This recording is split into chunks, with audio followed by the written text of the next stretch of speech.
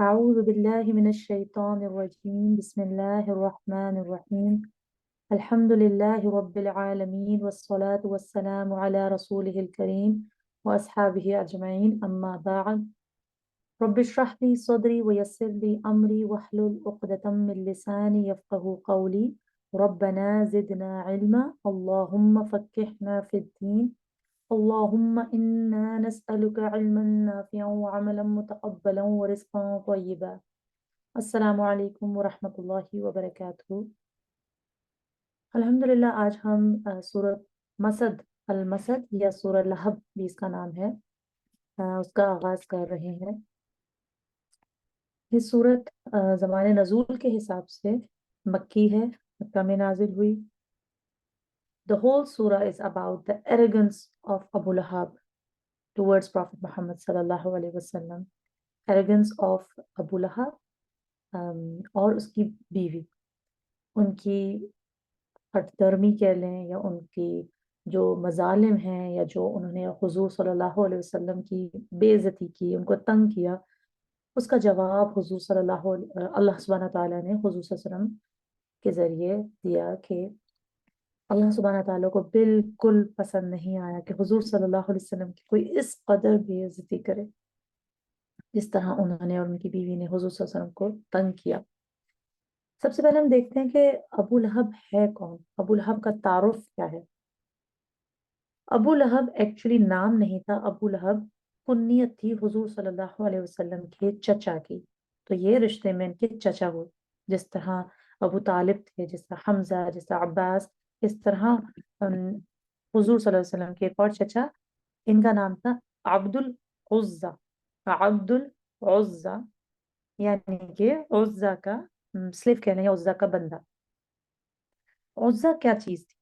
उज़्ज़ा उस वक्त गॉडेस जैसे कहते हैं, गॉड का नाम था उज़्ज़ा, और वो उसको अपने अपने आप को उसका स्लेव कहता था कि जैसा हम कहते हैं ना अब्दुल्लाह, अल्लाह का बंदा, इस तरह वो उज़्ज़ा का बंदा अपने आप को कहता था। तो उसका तो पूरा नाम ही शिर्क था, तो अल्लाह सुब्हानहू व तआला ने उसका जिक्र तो किया मगर नाम लेके जिक्र नहीं किया, क्योंकि उसका नाम ही पूरा शिर्क है। अल्लाह सुब्हानहू व तआला ने उसकी कुन्नियत से उसको एड्रेस किया। अल्लाह सुब्हानहू व तआला ने किसी भी दुश्मन का नाम उसके नाम से नहीं कुरान में वाज़े किया, मगर क्योंकि वो हुजूर सल्लल्लाहु अलैहि वसल्लम के चचा थे, और भी रीजन हम देखेंगे क्यों उनका स्पेसिफिकली नाम मेंशन हुआ कुरान में। अब्दुल उज़्ज़ा एक्चुअली अज़्ज़ा का फेमिनिन वर्जन होता है, क्योंकि फेमिनिन गॉडेस होती हैं। जिस तरह हम कहते हैं अल अकबर, इसका फेमिनिन वर्जन होता है कुबरा। असगर मतलब छोटा, ज्यादा छोटा, इसका फेमिनिन वर्जन होता है सुगरा। अकबर बहुत बड़ा, उसका फेमिनिन वर्जन कुबरा। अहसन बहुत अच्छा खूबसूरत, उसका फेमिनिन वर्जन हुस्ना। इसी तरह अज़्ज़ा इज्जत वाला और ग्रेटर अथॉरिटी वाला, तो उसका फेमिनिन वर्जन होता है उज़्ज़ा, और इसका कुन्नियत थी अब्दुल उज़्ज़ा। अबू का मतलब हम तो कहते हैं फादर, जैसे हमने इंग्लिश में भी देखा है अबू लहब फादर ऑफ फ्लेम्स, मगर एक्चुअली ये फादर के मायने में नहीं आता। ये एक्चुअली ये जिस तरह हम लोग हजरत अली का लक़ब होता है कुनियत अबू तुराब, यानी मिट्टी वाला, वो कोई फादर ऑफ मिट्टी तो नहीं थे। इसका मतलब ये होता है कि वो, आपको पता है उसके पीछे एक वाकया है कि हुजूर सल्लल्लाहु अलैहि वसल्लम एक दफा ढूंढते हुए हजरत अली को गए, तो वो मिट्टी में ही जस्ट ही वाज स्लीपिंग और he was just passed out in मिट्टी। तो उन्होंने कहा कि उठो अबू तुराब, मिट्टी के बाप। इसी तरह अबू हुरैरा बिल्लियों को बहुत पसंद करते थे, तो उनका लक़ब अबू हुरैरा पड़ गया। अबू जहल जो कि बहुत इग्नोरेंट मैन था, इसका जहालत की वजह से उसका लक़ब अबू जहल पड़ गया। तो इसी तरह ये अबू लहब कहलाता था।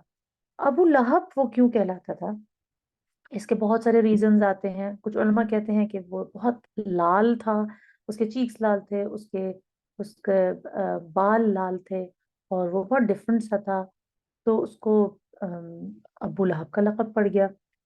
कुछ लोग का कहना यह है कि इसकी इसका रंग सेब की तरह लाल था, इसकी वजह से नहीं, क्योंकि आखिरत में शोलों वाली आग में ये फेंका जाएगा, तो इसको अबू लहब فادر آف فلیمز کا لقب دیا گیا ہے.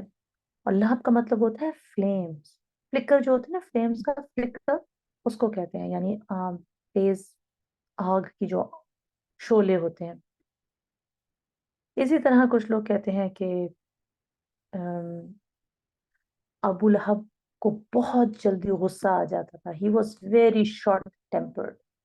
اور بیٹل آف بدر کے بعد جب وہ بیٹل آف بدر میں وہ گیا نہیں تھا، اور جب وہ اس کو پورا پورا پتا تھا کہ یہ لوگ جیت کے آئیں گے کافر، کیونکہ مسلمان صرف 313 تھے، تو وہ بہت آرام سے بیٹھا ہوا تھا. اور جب کسی نے آ کے خبر دی کہ مسلمان جیت گئے ہیں، تو ان کی ایک کزن اور ایک ان کی باندھی، وہ غلام بیٹھے ہوئے تھے ساتھ، اور وہ اندر سے مسلمان ہو گئی تھی. تو اس ایک دم سے وہ خوشی کے مارے چیخی، تو انہوں نے اس کو اٹھا کے اتنا پیٹا غصے میں. تو کہا جاتا ہے کہ اس کا غصہ بہت مشہور تھا، اس لیے اس کو ابو لہب کہا جاتا ہے. ابو لہب بہت امیر تھا. سحر بنو ہاشم سے تھے، قریش میں سے تھے، خصوصاً ان کے چچا تھے کعبے کے کسٹوڈین تھے، سیلیبریٹی تھے، سمجھے بڑے بزنس مین تھے. کعبے کی جو مینٹیننس اور اس کی حساب کتاب سب ان کے ہاتھ میں تھا.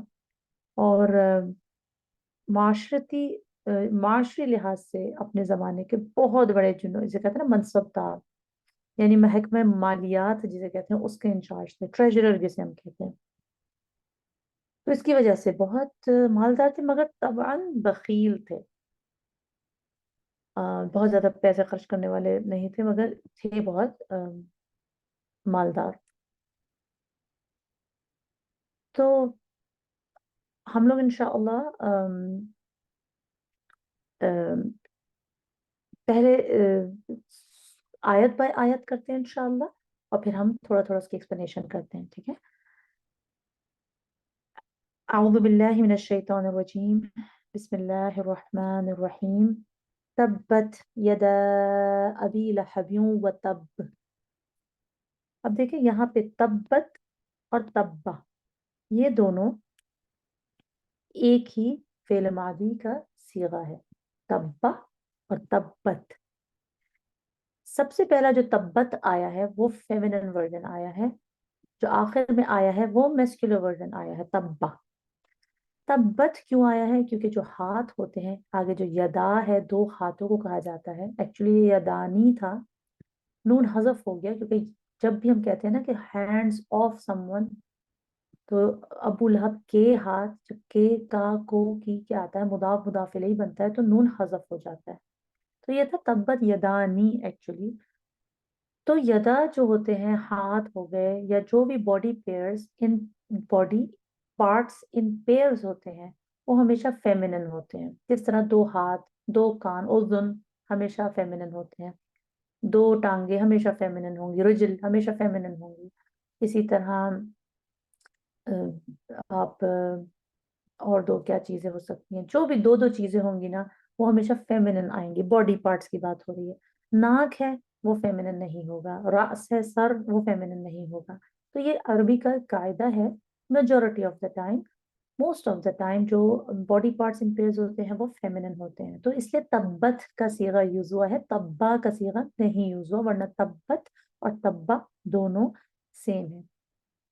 مگر دو دفعہ لانے کا حضور اللہ سبحانہ تعالیٰ کا مقصد کیا ہے؟ کہ سب سے پہلے بتایا جا رہا ہے کہ بد دعا دی جا رہی ہے، کیونکہ کبھی کبھی فعل ماضی، ماضی مینز پاسٹ ٹینس کا صیغہ بد دعا کے لیے بھی یوز، دعا کے لیے یا بد دعا کے لیے بھی یوز ہوتا ہے. جسے ہم کہتے ہیں جزاک اللہ خیرن. یہ جو جزا ہے یہ ماضی کا صیغہ ہے کہ اللہ سبحانہ تعالیٰ نے آپ کو جزا دی، حالانکہ ہم تو دعا دے رہے ہوتے ہیں. تو کبھی کبھی ماضی کا صیغہ دعا کے لیے بھی یوز ہوتا ہے، کیونکہ اٹس اے ڈن ڈیل. دعا کا مطلب ہوتا ہے ڈن ڈیل، جیسا جزا دے دی گئی. اسی طرح تبت یدا ابی لہب، ٹوٹ جائیں. اللہ سبحانہ تعالیٰ یہ دعا دے رہے ہیں کہ ٹوٹ جائیں دونوں ہاتھ ابو لہب کے. پہلے میں بد دعا ہے، اور دوسرا تب کیا ہے؟ انفارمیشن دے رہے ہیں اللہ سبحانہ تعالیٰ کہ وہ تو ہو گیا، ہلاک ہو گیا. سبحان اللہ، پہلے میں بد دعا، دوسرے میں انفارمیشن دے دی گئی کہ وہ تو ہلاک ہو گیا. اب اس کے پیچھے کیا ہے؟ یہ کیوں تبت کا ورڈ اللہ سبحانہ تعالیٰ نے یوز کیا ہے؟ اور اس کے پیچھے ہمیں پورا ایک واقعہ ہے جو ہمیں देखना पड़ेगा कि ये वाकया क्या था। आपको पता है कि रसूल सल्लल्लाहु अलैहि वसल्लम के क़याम मक्का के जो दूसरा दौर था, क्योंकि 4 दौर में हमने डिवाइड किया था मक्का को, उसमें ऐलानिया तबलीग के बाद ये 4 नबवी में नाजिल हुई। क्यों? क्योंकि पहले तो हुजूर सल्लल्लाहु अलैहि वसल्लम बहुत खुफिया तौर पे दावत दे रहे थे, अपने इनफरादी मुलाकातें कर रहे थे, बनु हाशिम के कुछ लोगों को दावत पर बुला दिया, उनको थोड़ा बहुत कुरान बता दिया, क्योंकि अल्लाह सुब्हानहू व तआला ने कहा था कि वअंज़िर अशीरतकल अक़रबीन, कि अपने सिर्फ करीब कुर्बा को दावत दो।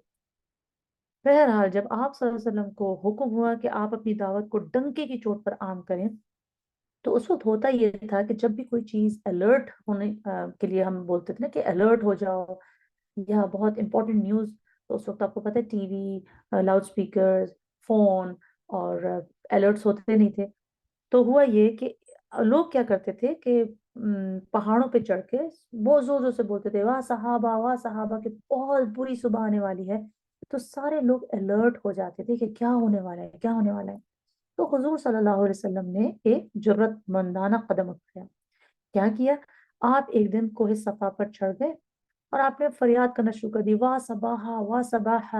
और सब बड़े कुरैश के जो बड़े बड़े कबीले थे, उनके इन्होंने नाम ले लेकर पुकारा, यानी कि ए बनी फहर, ए बनी अदी, ए बनी काब, सब सबको तो सब ज़ाहिर है भागे कि पता नहीं क्या होने वाला है, कोई दुश्मन आने वाला है। बहरहाल सब आपके पास इकट्ठे हो गए। आप सल्लल्लाहु अलैहि वसल्लम ने एक ऊंची जगह पर खड़े होकर लोगों से पूछा कि अगर मैं तुमसे कहूं कि इस पहाड़ी के उस पार से एक लश्कर आ रहा है जो तुम पर हमला करने वाला है, तो क्या तुम मेरी बात मानोगे? तो सबने जाहिर है कहा कि ऑफ कोर्स हम आपकी बात मानेंगे, हाँ, इसके लिए क्योंकि आप सल्लल्लाहु अलैहि वसल्लम के मुतालिक हमने यही सुना है कि आप हमेशा से सादिकुल अमीन है, आप कभी झूठ नहीं बोलते। तो हुजूर सल्लल्लाहु अलैहि वसल्लम ने फिर फरमाया, तो सुन लो कि मैं तुम्हें एक सख्त अजाब से खबरदार करने के लिए भेजा गया हूँ, लिहाजा तुम अपने आप को जहन्नुम से बचाओ। अब अबू लहब जो था ना, वो सबसे आगे खड़ा हुआ था, उसको इतना गुस्सा चढ़ा, जाहिर है वो गुस्से का तेज था, एकदम भड़क उठा और कहने लगा, तब्बन लक, तब्बन लक। जो तब्बन है ये इसम है कि तबाही हो तुम्हारे लिए, साइरल यौम, आज के दिन, सारा दिन आज तुम्हारे पर तबाही हो। अली हाजा जमाअतना, कि तूने इसलिए हमें जमा किया यहाँ पे, हम इतने इंपॉर्टेंट काम छोड़ कर आए हो। बस हाथ झाड़ते हुए वो उठ गया। बहरहाल अबू लहब की इस बदतमीजी से क्या हुआ, जाहिर है वो एक फॉलोअर, उसके बहुत से फॉलोअर्स थे, वो एक लीडर था। और जब आपका लीडर ही किसी चीज को अपोज करते हैं ना, फिर सारे लोग उसके अंडर आ जाते हैं। इस वजह से अल्लाह सुब्हानहू व तआला ने उसका स्पेसिफिक नाम लिया कि अगर उस दिन वो खामोश रहता, या उस दिन वो कुछ अच्छा कह देता, या चुप रह जाता, चला जाता, तो शायद इतने लोग बिखर ना जाते। बहरहाल हुजूर सल्लल्लाहु अलैहि वसल्लम ने उनको कुछ नहीं कहा, क्योंकि वो एक गुस्ताखी नहीं कर सकते थे, मगर अल्लाह सुब्हानहू व तआला ने उसका जवाब फौरन दिया। जब उसने कहा तब्बन लक, अल्लाह ने कहा तब्बत यदा अबी लहब व तब, और फिर इंफॉर्मेशन भी दे दी कि बिल्कुल इसी तरह है जैसा सूरह कौसर में जब उसने कहा था कि दुम कटी, जैसा बत अबतर अबतर अबतर, बतरा बतरा मोहम्मद, बतरा मोहम्मद, जब हुजूर सल्लल्लाहु अलैहि वसल्लम के बेटे फौत हुए थे, अल्लाह सुब्हानहू तआला ने उनको जवाब दिया कि नहीं, तुम्हारे दुश्मन ही अबतर है। उसको हम इंशाल्लाह करेंगे सूरह कौसर को। तो पता ये चला कि ये अल्लाह सुब्हानहू तआला ने उस वक्त ये सूरत नाजिल की, और इसमें अल्लाह सुब्हानहू तआला ने बताया कि इसके साथ बहुत बुरा अंजाम होने वाला है। आप सल्लल्लाहु अलैहि वसल्लम के करीबी थे, चचा थे, बहुत बड़े लीडर थे, लोग उनको फॉलो करते थे, इस इन सब रीजन की वजह से अल्लाह सुब्हानहू तआला ने इनका स्पेसिफिक नाम दिया। अब बात क्यों, अगर आप देखें कि तब्बत का एक्चुअल मतलब क्या है, या डिक्शनरी में मतलब असल खसारे में रहना, या स्लोली स्लोली डिटोरिएट होना, जिस तरह के उसकी बॉडी डिटोरिएट हुई थी, और वो भी हम देखते हैं कि उसके साथ क्या हुआ था। हाथ का जिक्र क्यों आया है? क्योंकि उन्हीं हाथों से उसने सारी चीजें कमाई थी, उन्हीं हाथों से ये सारी चीजें करता था। या फिर कुछ लोग कहते हैं कि हाथ झाड़ता हुआ उठा था मिट्टी से कि तूने हमें इसलिए बुलाया है, तब बन लग। या फिर इसी हाथ से जो उसने सारी कमाई की थी, जिसको वो कहता था कि मैंने सारी कमाई की है, बमा का सब मेरी कमाई, ये हाथों की तो होती है। اور سارے گناہ کے کام اس نے ہاتھوں سے ہی تو کیے تھے. اب حضور صلی اللہ علیہ وسلم کے اوپر جو مظالم تھے وہ ہاتھوں سے ہی تو تھے. تو اس کے ہاتھ تباہ ہو, جب ہاتھ تباہ ہوں گے تو خود بخود تباہ ہو جائے گا. لہب, لام ہا با کا مطلب آگ کا شعلہ ہوتا ہے, اور اللہ سبحانہ تعالیٰ نے اسی صورت میں دوبارہ آگ کے لیے بھی لہب استعمال کیا ہے تیسری آیت میں, سیصلی نارا ذات لہب. ابو لہب کی موت کیسے ہوئی؟ وَتَبَّ, وہ کیسے ہلاک ہوا؟ جنگ بدر 2 ہجری میں ہوئی تھی, مگر ابو لہب نے حصہ نہیں لیا تھا. بہانہ بہانہ مار دیا تھا کہ میں نہیں جا سکتا, کیونکہ 313 مسلمان تھے, کافر 1000 کے قریب تھے. اس کو پوری جسے کہتے ہیں نا کہ پکا یقین تھا کہ مسلمان ہاریں گے. مگر ہوا یہ کہ پتا چلا کہ جنگ بدر میں قریشیوں کی شکست ہو گئی. اس کی خبر سن کر اس کو اتنا صدمہ ہوا کہ وہ بیمار پڑ گیا. 7ویں دن اس کو یہ جو بیماری ہے, یہ چیچک ایک ہے بیماری, اس کی شکل اختیار کر گئی. تو اس میں ہوتا ہے نا جیسے فار ایگزامپل چکن پاکس ٹائپ کے یا میزلس کے دانے اور پھنسیاں پھوڑیاں نکل آتی ہیں. تو اس کو تو اپنی ساری عمر کی کمائی برباد ہوتی نظر آنے لگی, کیونکہ اس کو پتا تھا کہ اب میں نے مرنا ہے. اب چھوت کی وجہ سے, اس کا پلیگ تھا نا, تو اس کی وجہ سے اس کے بیٹوں نے بھی اس کے ساتھ کھانا پینا چھوڑ دیا, اس کی بیگم نے بھی اس کے ساتھ آنا چھوڑ دیا, اور اس کی اتنی بڑی فالوورشپ تھی اس نے بھی ان کو تنہا چھوڑ دیا اس کو. بالآخر وہ بے کسی کی موت مرا. اچھا, مرنے کے بعد بھی اس کا کوئی بیٹا اس کے قریب نہیں گیا. 3 دن تک اس کی لاش بے کفن گلتی سڑتی رہی. پھر جب لوگوں نے اس کے بیٹوں کو اور اس کے فالوورز کو تانا دینا شروع کیا کہ تو اتنا بڑا تھا, تم کیسے بیٹے ہو, تم کم از کم اس کو دفنا تو دو. تو پھر انہوں نے کیا کیا کہ ایک حبشی کو کچھ معاوضہ دیا کہ چلو گھڑا کھود دو, اور پھر اس کی لاش کو انہی فائر لاگز, جس آگے تذکرہ آئے گا کہ کس فائر لاگز یعنی لکڑی کے لمبے لمبے لکڑی کے ٹکڑوں کے ساتھ انہوں نے اس کی لاش کو دھکیلا, سبحان اللہ, اور اوپر سے پتھر اور مٹی وغیرہ ڈالی, اور اس طرح اس کی لاش کو سمجھے کہ گھاڑا چھپا دیا. تو اس کا کیا انجام ہوا؟ سبحان اللہ, اللہ نے اس کا انجام بھی بتا ہی دیا اس صورت میں. ما اغنى عنه ماله وما کسب. اچھا, تبت اور تبا کا جو روٹ لیٹرز ہے وہ ہے تا با با. ٹھیک ہے, با دو دفعہ ریپیٹ ہوا ہے. ما اغنى عنه ماله وما کسب, نہیں کام آئے گا اس کو کچھ بھی اس کا مال, اور نہ مال اور کچھ نہ کام آیا جو اس نے کچھ کمایا. ظاہر ہے وہ مالدار تھا, اور ایک جگہ آتا ہے کہ جب اس کو ڈرایا جاتا تھا نا عذاب سے, تو کہتا تھا میرے پاس مال اور میرے پاس تو اولاد ہے, وہ میں دے کر عذاب سے چھوٹ جاؤں گا. اس کے 3 بیٹے تھے جس پہ اس کو بڑا فخر تھا, کیونکہ اس وقت کی کمائی یہی ہوتی تھی نا کہ جب آپ کے اولاد ہو, بیٹے ہوں وہ بھی, تو لوگ سمجھتے تھے کہ ماشاء اللہ, یہ تو بیٹیوں کو بہت برا بھلا سمجھا جاتا تھا, ان کو تو زندہ درگور کر دیا جاتا تھا. تو اس کے 3 بیٹے تھے, عتبہ, متعب اور عتیبہ. جو عتبہ اور متعب تھے وہ دونوں مسلمان ہو گئے تھے فتح مکہ کے موقع پر. تو ان مزے کی بات یہ ہے کہ ایک اور رشتہ ابو لہب کا جو حضور صلی اللہ علیہ وسلم کے ساتھ تھا, وہ یہ تھا کہ حضور صلی اللہ علیہ وسلم کی دونوں بیٹیاں ام کلثوم اور رقیہ ابو لہب کے 2 بیٹوں کے ساتھ بیاہی ہوئی تھی, ظاہر پروفٹ ہوڈ سے پہلے, نبوت سے پہلے. ام کلثوم عتیبہ کی بیوی تھی اور رقیہ عتبہ کی بیوی تھی. تو جب حضور صلی اللہ علیہ وسلم نے دعوت عام دینا شروع کی تو ظاہر اس کو تو بہت غصہ تھا, تو اس نے اپنے دونوں بیٹوں کو کہا کہ تم جا کے ان کو طلاق دو. اور ان دونوں بیٹوں نے نہ صرف اپنے باپ کی سنی, بلکہ کہا جاتا ہے کہ وہ جا کے حضور صلی اللہ علیہ وسلم کے منہ پہ تھوک کر آیا تھا, نعوذ باللہ, اور اس نے کہا تھا کہ ہم نہیں مانتے جو تم جس کی دعوت دے رہے ہو. حضور کو اس کا بھی بہت دکھ تھا کہ ان کی دونوں بیٹیاں صرف اس وجہ سے, ظاہر ہے اللہ سبحانہ تعالیٰ کے دین کو پھیلانے کے لیے انہوں نے بہت بہت بہت پریشانیاں اٹھائیں, بہت اپنی زندگی میں دکھ دیکھے. تو یہاں پہ کیا لکھا ہوا ہے؟ وما کسب, کاف سین با, جو کچھ اس نے کمایا اللہ سبحانہ تعالیٰ کہہ رہے ہیں کام نہیں آئے گا. کیا کمایا؟ اپنے بچوں، وہ سمجھ رہا تھا کہ میرے بیٹے ہیں جو میری کمائی ہیں، یا پھر جو میں کام کرتا ہوں، یا جو میں ایفرٹس، اس نے اپنی امپائر جو کھڑی کی ہوئی تھی، سٹیٹس تھا اس کا، اس کی دولت تھی، شہرت تھی، نام تھا، سرداری تھی. اللہ سبحانہ تعالیٰ نے کہا کہ یہ سارا کچھ، سب کچھ ملیا میٹ ہو جائے گا، کچھ کام نہیں آئے گا. کیونکہ آپ نے دیکھا کہ جب اس کی موت ہوئی تو وہی جو لوگ اس کے آگے پیچھے پھرتے تھے، جب اس کی بیماری ہی جب ہوئی تو وہی لوگ ایک دم غائب ہو گئے.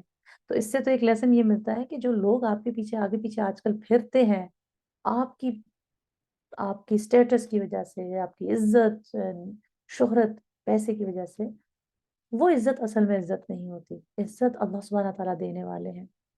آیت نمبر 3 میں ہے سَيَصْلَى نَارًا ذَاتَ لَهَبٍ. س کا مطلب ہوتا ہے ان قریب. جب س کسی فعل مضارع کے ساتھ آتا ہے، یعنی فعل پریزنٹ یا فیوچر کے سینس آتا ہے، تو یہ س جو ہے فیوچر میں لے جاتا ہے کہ ان قریب، very soon he will enter. صاد لام یا. یسلا کا ایکچولی روٹ لیٹرز ہوتے ہیں صاد لام یا. س جو ہے وہ ان قریب کے لیے ہے، ویری سون. وہ داخل ہوگا. اللہ سبحانہ تعالیٰ نے اس کی پورا فیٹ ڈیسٹنی بتا دی، اس کا فیوچر بتا دیا کہ وہ بہت جلد نار میں داخل ہوگا. کیسی نار؟ کیسی آگ؟ جو کہ لہب والی ہے، جو کہ فلیمز والی ہے. ذاتا کیا ہوتا ہے؟ جس طرح یہ زو ذا ذی ہوتا ہے، ذو الاوتاد، ذو القرنین، ذو المال. زو کا مطلب ہوتا ہے پوزیسر آف، یعنی والا. ذو المال، مال والا. ذو الاوتاد، میخیں والا، فرعون کو کہا جاتا تھا. ذو القرنین، قرن والا، دو قرن والا. اسی طرح اس کا جو فیمینن ورژن ہوتا ہے وہ ذاتا ہوتا ہے. اب فیمینن ورژن کیوں یہاں پہ یوز ہوا؟ یعنی ایسی آگ جو کہ فلیمز والی ہے، لہب والی ہے. نار ایکچولی ہوتا ہے فیمینن.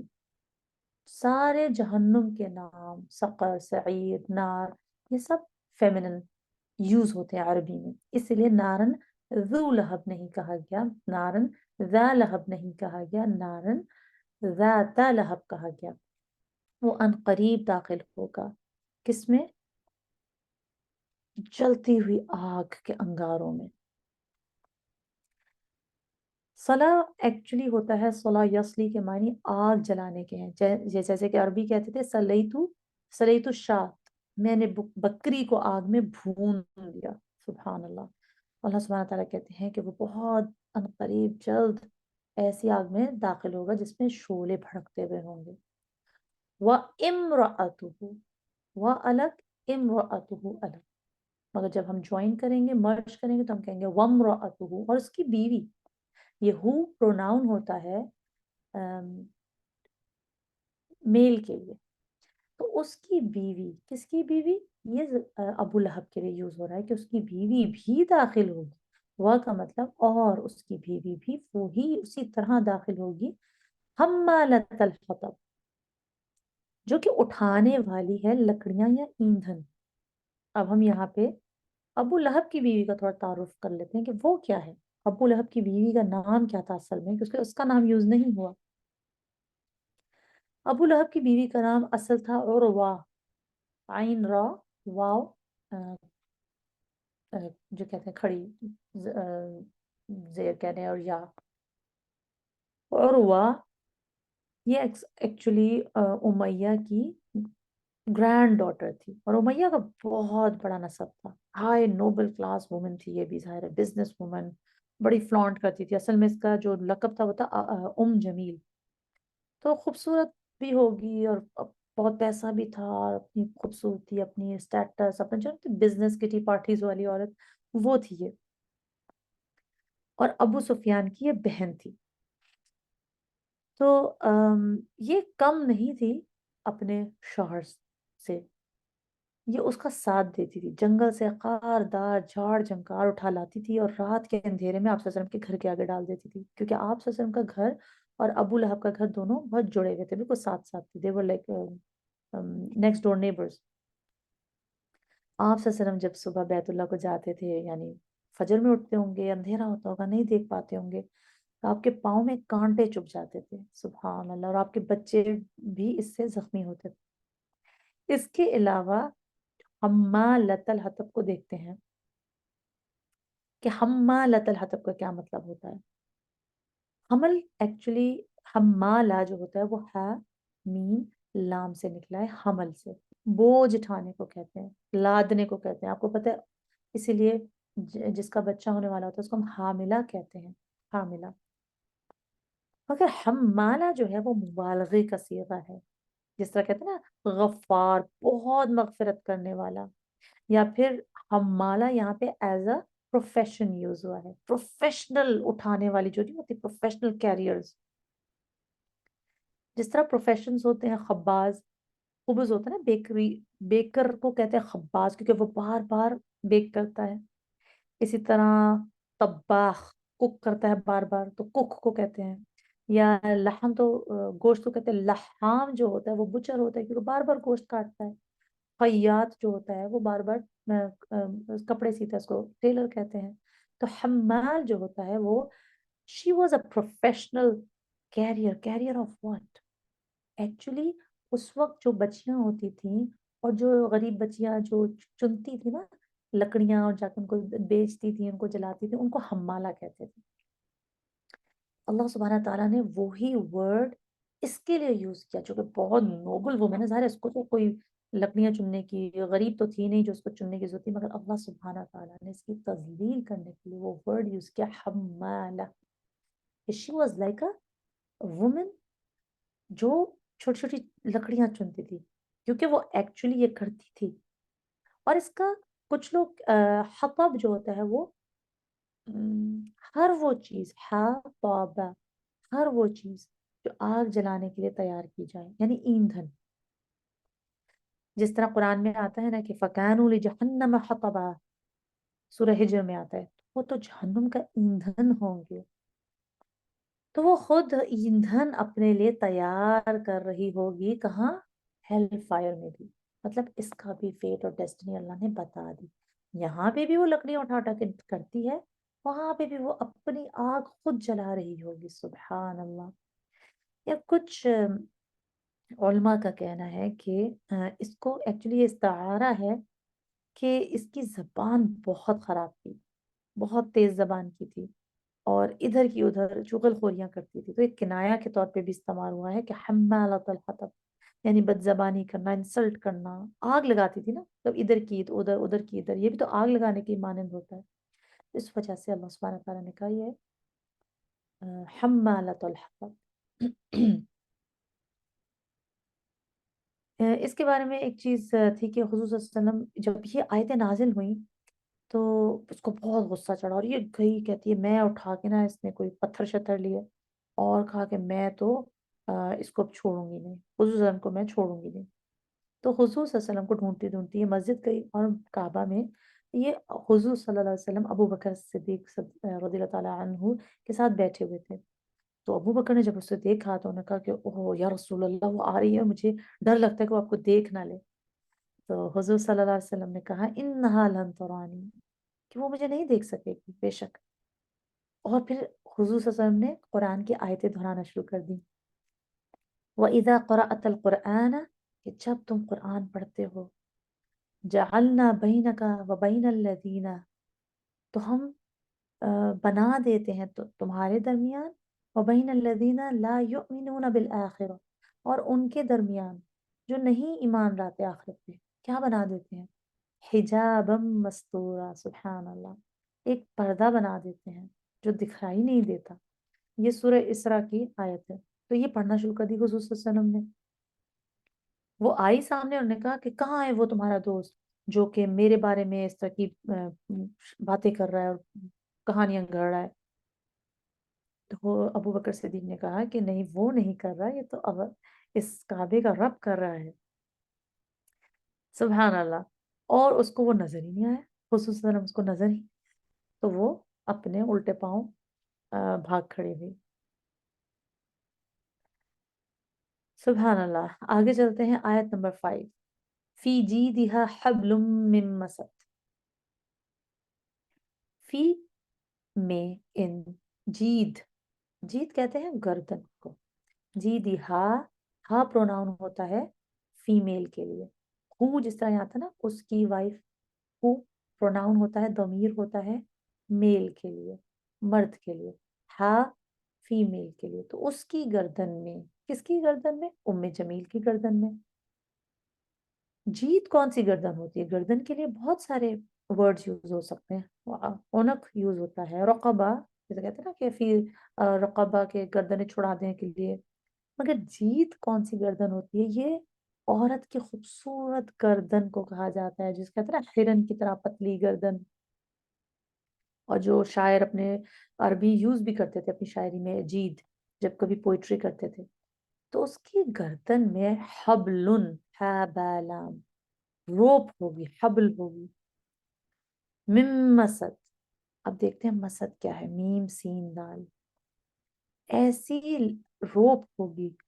روپ کے بڑے معنی ہوتے ہیں, جیسے کہ اللہ سبحانہ تعالیٰ نے سورہ آل عمران میں یوز کیا کہ وَاعْتَصِمُوا بِحَبْلِ اللَّهِ جَمِيعًا, کہ اللہ کی رسی کو پکڑے رہو. اب یہاں پہ جو رسی ہے وہ ایکچول رسی نہیں ہے, بلکہ اللہ کے عہد و پیمان کو پکڑے رہو, رائٹ, سپورٹ.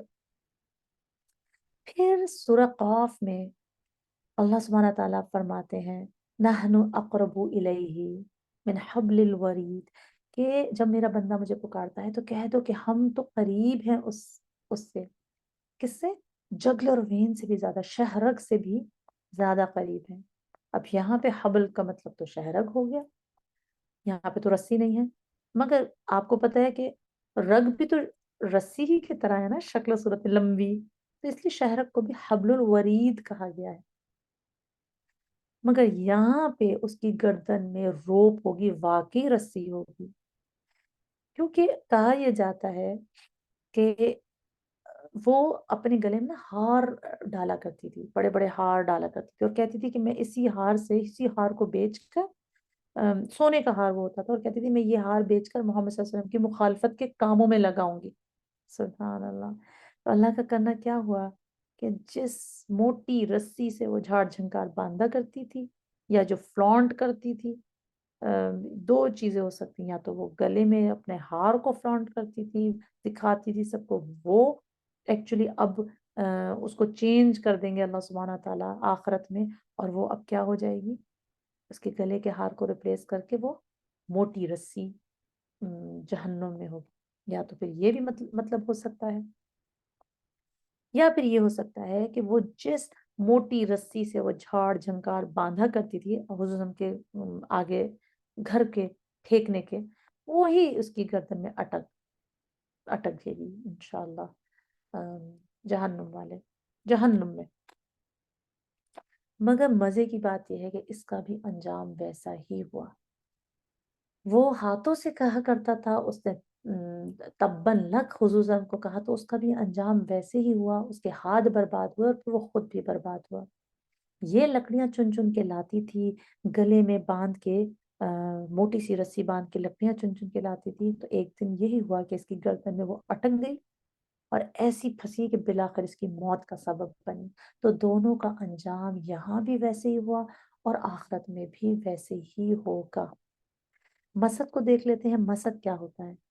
مسد ایکچولی میم سین دال کے روٹ لیٹر سے بنا ہے, اور اس کا مطلب ہوتا ہے ٹوسٹڈ روپ, بہت زیادہ ٹائٹلی یا پرفیکٹلی ٹوسٹڈ روپ, پرفیکٹلی ٹائٹ روپ. اس کو کہتے ہیں مسدت حلب, مسدت الحبل. اور یہ جو روپ ہوتی ہے یہ ایسے مٹیریل سے بنی ہوئی ہوتی ہے کہ جو ایزیلی جلتی نہیں. یہ کھجور کے پٹھوں سے بٹی ہوئی رسی ہوتی ہے. سبحان اللہ. تو یہ ہے اس کا انجام. اب اگر ہم لوگ اس کے ایک لیسن ضرور بنتا ہے کہ اگر ہم یہ دیکھیں کہ اس صورت میں دونوں میاں بیوی انتہائی خراب ماحول میں, خراب گھرانے کے, ایک دوسرے کے ساتھ دینے والے, خرابی میں دونوں ایک جیسے تھے. مگر اگر ہم قرآن کو اٹھا کے دیکھیں تو کپلز دیکھ لیں یا گھر کا انوائرمنٹ دیکھ لیں، کبھی یہ ہوتا ہے کہ میاں بہت اچھا ہوتا ہے اور بیوی بہت بری ہوتی ہے، کبھی بیوی بہت اچھی ہوتی ہے، میاں بہت برا ہوتا ہے۔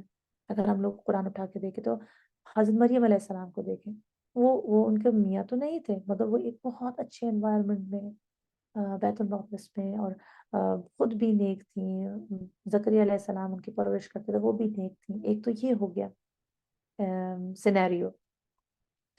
دوسرا سینیریو اگر ہم قرآن ہی کی اس میں اٹھا کے دیکھیں تو آسیہ رضی اللہ تعالیٰ عنہ بہت اچھی مگر شوہر اتنا ہی برا، فرعون، مگر انہوں نے پھر بھی گیو اپ نہیں کیا، اور نے کہا کہ مجھے تو بس رب مطلب کہ مجھے وہ ایک آیت تھی نا کہ انہوں نے دعا مانگی کہ مجھے اللہ سبحانہ تعالیٰ اپنے پاس ایک گھر جنت میں عطا کر، ان کو صرف یہ تھا۔ اس طرح پھر تیسری ایک اور سینیریو قرآن میں ہے کہ نبیوں کے گھر ماشاءاللہ شوہر اچھے اور ٹیریبل عورتیں، یعنی کہ امرات نوح، امرات لوط، کہ لوط علیہ السلام کی بیگم دیکھ لیں، نوح علیہ السلام کی بیگم دیکھ لیں، نوح علیہ السلام کا بیٹا دیکھ لیں۔ چوتھا انوائرمنٹ یہ کون سا کہ ٹیریبل انوائرمنٹ، ٹیریبل مرد، ٹیریبل عورت، امرات حمالۃ الحطب۔ تو ہم لوگ کو یہ دیکھنا چاہیے کہ اللہ سبحانہ تعالیٰ ہر قسم کے انوائرمنٹ میں لوگوں کو پیدا کرتا ہے، اور ہمیں ایسا انوائرمنٹ اپنے گھر کے لیے نہیں بنانا کہ اگر ہمارے شوہر کسی کے لیے برا چاہ رہے ہیں یا ہمارے بچے کسی کے لیے برا چاہ رہے ہیں اور ہم اس کا ساتھ دیں۔ مطلب کہ ہمیں اس کو ضرور اگر ابو لہب اتنا شدید خلاف تھا، اور اگر اس کی بیگم آہستہ آہستہ آہستہ آہستہ اس کا ساتھ نہ دیتی تو شاید یہ ان لوگ کا فیٹ نہ ہوتا۔